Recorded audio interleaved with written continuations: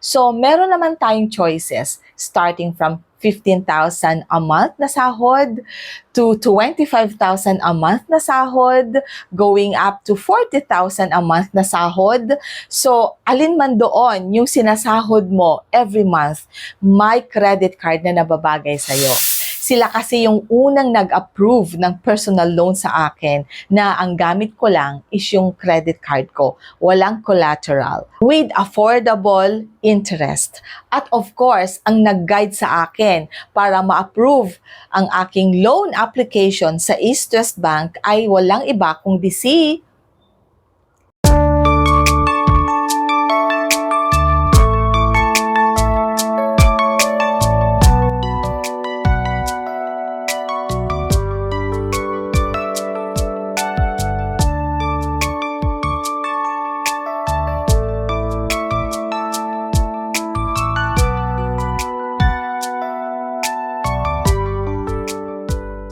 Alright, so hi everyone, Crisel Morales here. Welcome back dito sa ating YouTube channel.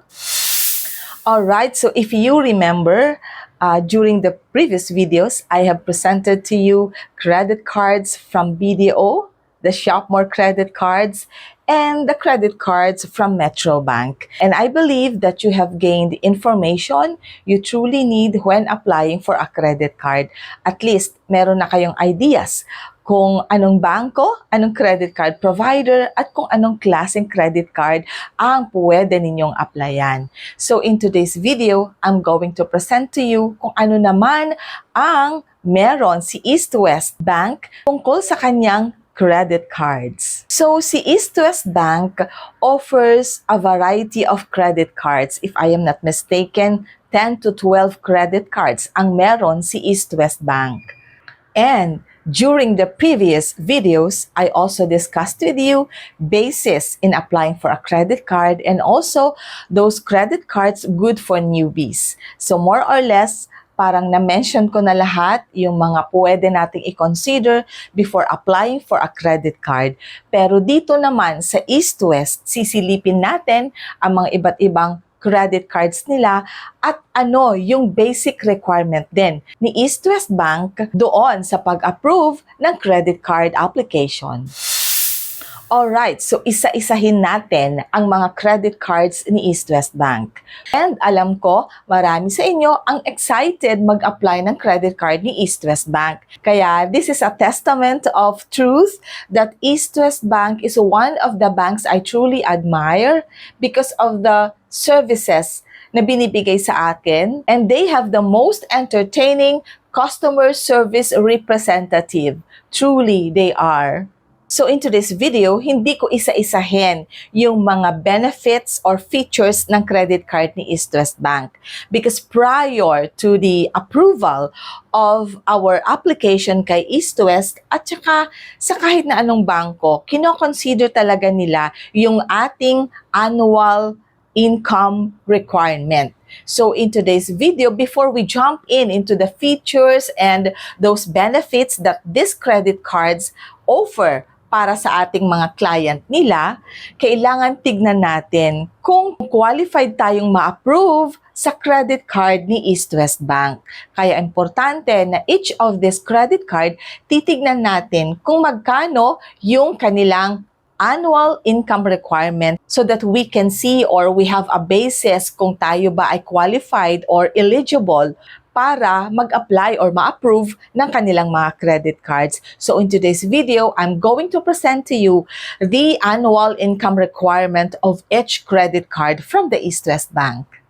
But before I do that, I would like to go back to this video in the past that represents that East West Bank also is unbeatable because they have a 25% rising profit in the past years. East West Bank is trading a lot, both from loans and trading. The business is gaining a lot of traction. I think it helps that we're listed, a lot of people know us better. And I think we're getting a lot of customers with all these exposures. It helps that all the things we've said when we did the IPO during the roadshow is coming to fruition. True enough that East West Bank has a robust economic growth. Kaya hindi nakakatakot mag-invest kay East West Bank, hindi nakakatakot mag-loan kay East West Bank or mag-apply ng credit card kay East West Bank because they are one of a kind.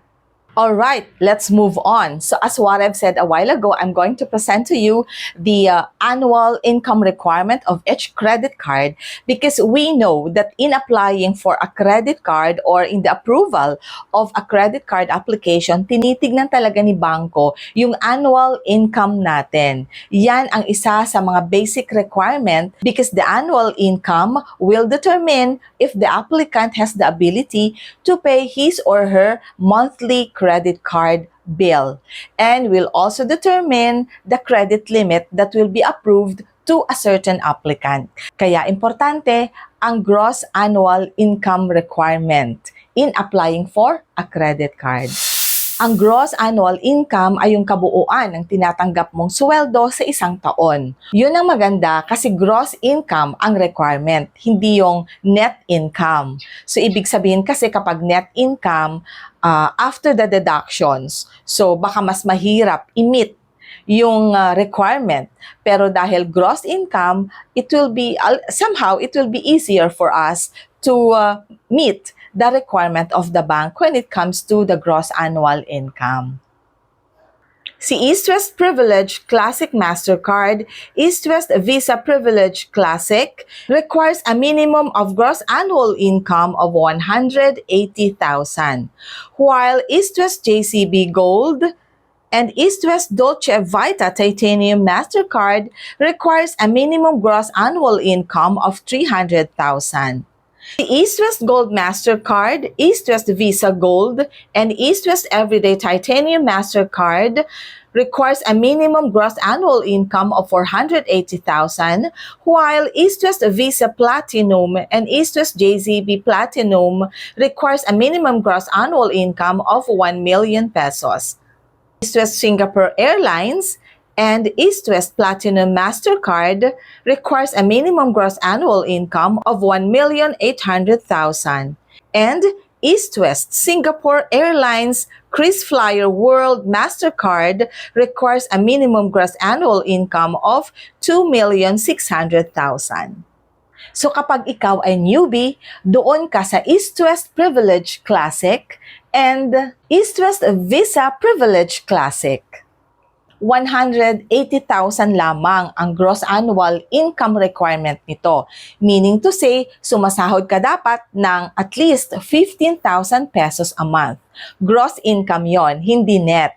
So kapag 25,000 pesos naman ang monthly income mo, ang credit card na para sa'yo ay East West JCB Gold and East West Dolce Titanium MasterCard. So kapag sumasahod ka naman or kumikita ka ng 40,000 a month, ang credit card naman na para sa'yo ay East West Gold MasterCard, East West Visa Gold. Kasama na rin si East West Everyday Titanium.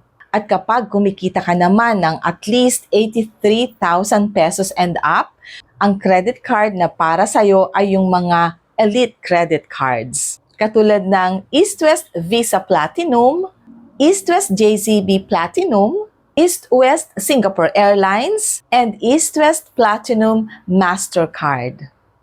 So there you go. So kapag interesado tayo sa mga credit cards ni East West Bank, at least may idea tayo kung ano yung credit card na nababagay sa atin based on our monthly income. So meron naman tayong choices starting from 15,000 a month na sahod to 25,000 a month na sahod, going up to 40,000 a month na sahod.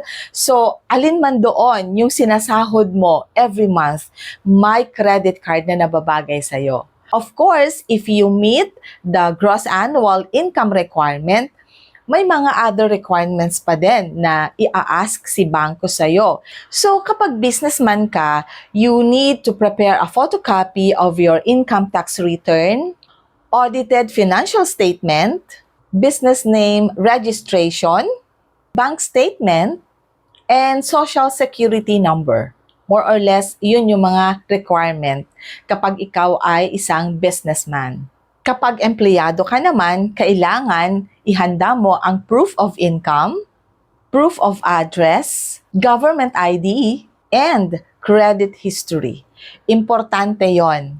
Well, it's not a secret to all of us na kung minsan kapag nag-a-apply tayo ng credit card, lalo na online or sa website, no, tinatanong palagi, do you have an existing credit card? But of course, wala tayong existing credit card kasi nga baguhan tayo or it is our first time to apply for a credit card.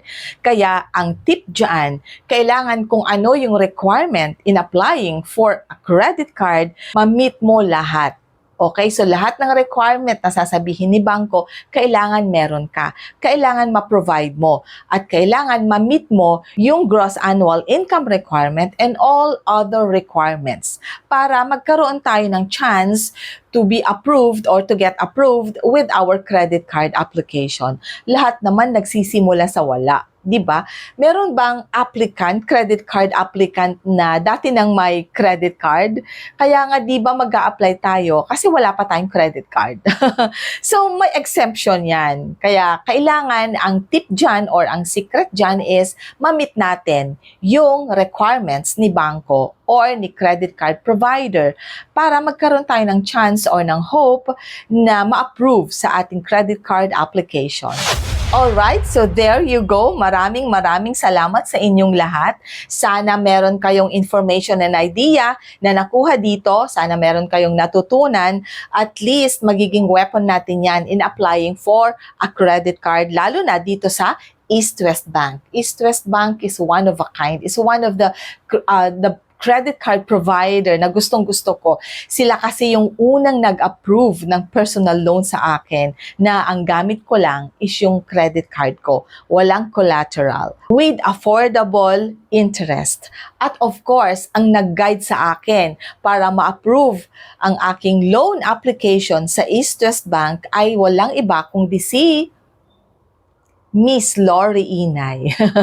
So, ang kanyang pangalan na talagang kilala na ngayon because sabi ni Miss Lori sa akin, ang dami daw tumatawag sa kanya dahil inintroduce ko siya dito sa ating YouTube channel and I got really the courage to introduce her to all of you kasi napatunayan ko yung dedication niya at trabaho niya at saka yung legitimacy.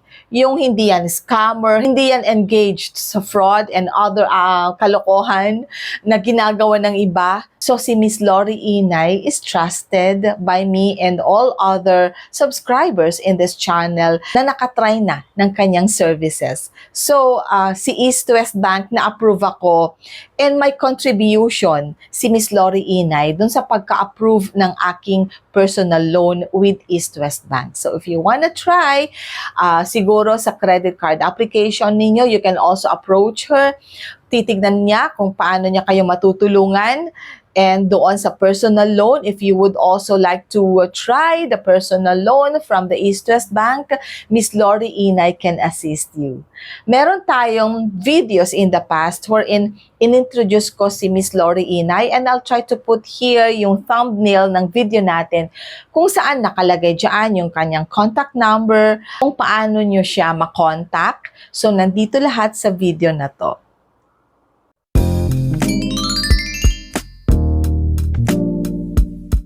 Alright, so maraming salamat po sa inyong lahat, sa lahat ng mga nag-subscribe lately. Thank you so much sa mga nanonood and doon sa mga nagtitiwala sa ating YouTube channel. Thank you so much from the bottom of my heart. And always remember, ito palagi kong sinasabi ito, na kahit anong klaseng trial, pagsubok meron tayo sa buhay, always remember that life is beautiful because God is so good. Bye everyone!